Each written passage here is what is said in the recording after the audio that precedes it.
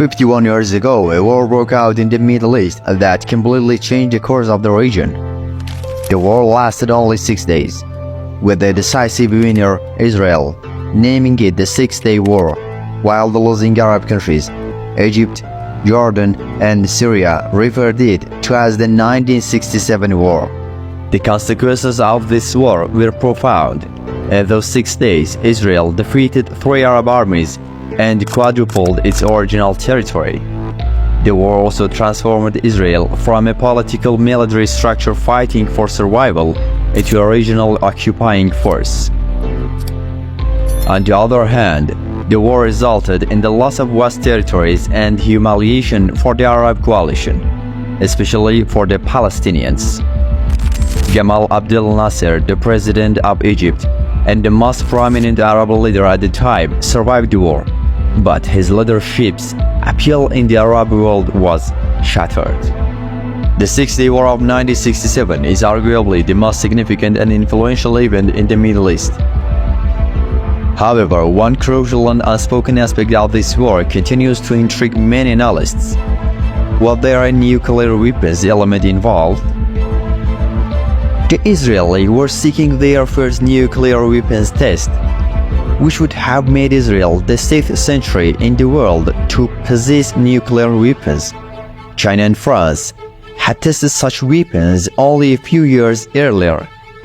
However, Levi Eshkol was concerned about the ultimate goals and political consequences of this program. In May 1966, Israel stated that it did not have nuclear weapons and would not be the first to introduce them to the Middle East. Levi Eshkol even sarcastically addressed those eager to test nuclear weapons as soon as possible, saying, "Do you think the world will congratulate us on this achievement?" According to the Israeli military's intelligence assessments, Eshkol was concerned about Egypt's aggressive response to the Dimona nuclear facility. For this reason, in November 1965, Chief of Staff Yitzhak Rabin ordered the formation of an organization named Senator, tasked with intelligence work to identify any potential threats against the nuclear facility. The creation of Senator indicates how deeply concerns about Dimona were ingrained in the strategic outlook of the Israeli military. In March 1965, Rabin referred to the lack of international legitimacy of Dimona as something that could prompt Egypt to take military action. He stated, "If Egypt bombs Dimona and we want to start the war, we might receive an ultimatum from the entire world." Rabin even imagined that if Gamal Abdel Nasser attacked Dimona, it could garner global support. It is now generally believed that Egypt intended to launch an airstrike against Israel in the early hours of May 27. Israeli air bases and Dimona were key targets. In fact, the order for the operation had been issued, but was reportedly rescinded shortly afterward based on various Egyptian reports. It is said that the operation was called off due to warnings from the United States and the Soviet Union, which dissuaded Gamal Abdel Nasser at the time. Statements from some Israeli officials of that period indicate that Israel had successfully constructed its first atomic bomb around the same time. The founder and first Director General of Israel's Weapons Development Organization mentions in his semi-autobiographical book a note from May 28, referring to the culmination of developing a unique and pivotal weapon.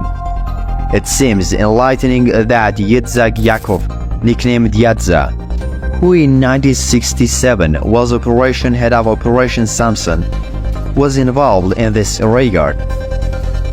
Yatza was tasked during this operation to explore the possibility of testing a nuclear bomb in an uninhabited desert area in the Sinai, and if necessary, to carry out the test. According to Yatza, the core idea behind Operation Samson was to prepare and present an option for the Judgment Day, or the last resort for Israel in the face of potential annihilation. It was an extreme contingency for a scenario where Israel's existence faced total destruction, to be used as a Judgment Day option. In essence, if everything failed and Israel's existence was a jeopardy, the government still held a winning card with this weapon.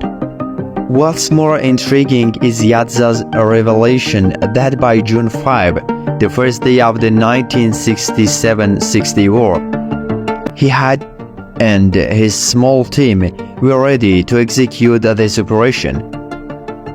It seems Israel envisioned that period as Judgment Day. Israeli sources reports regarding Gamal Abdel Nasser's efforts to destroy the Dimona facility should not be dismissed as unreal. We don't know if Nasser had actually obtained information indicating Israel's pursuit of nuclear weapons or not, but we do know he had emphatically stated he would never allow Israel to engage in such actions. And undoubtedly this would lead to where to prevent it. Nevertheless, Israel took a different course in response to the threats from Arab countries, as it saw the simultaneous mobilization of Egyptian, Iraqi, Syrian, and Jordanian armies. Israel preemptively struck, launching an attack on Egyptian forces in the Sinai Desert on June 5, 1967. Israel, through vital intelligence gathered by its agents in Egypt, learned that the Egyptian military had assembled over 400 of its fighter jets at locations poised to strike Israeli positions in the coming days. Israeli generals, observing Egyptian aircraft almost ready for takeoff, decided to preemptively destroy two Egyptian fighters before they could launch sudden attacks on Israel. During Operation Focus, the Israeli Air Force launched a surprise attack on Egyptian military airfields, deploying nearly all of its active 200 fighter jets. Within a few hours, they successfully destroyed 338 of Egypt's combat aircrafts, including MiG fighters and Tupolev bombers supplied by the Soviet Union, along with their runways, and incapacitated 100 Egyptian pilots. The swift action neutralized the Egyptian air threat before Egypt could mount a substantial response to the attack. With the strike, Israel achieved absolute air superiority in the war and used this advantage to seize the initiate. Consequently, Egypt's two other allies, Jordan and Syria, also fell victim to this operation, initiate, and suffered defeat in the war. During this conflict, Israel captured the Sinai Desert from Egypt, the Golan Heights from Syria, and the Jordan Valley from Jordan.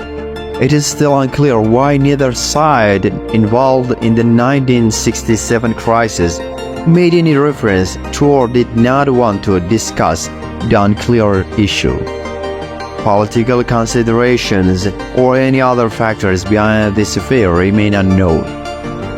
Thanks for watching.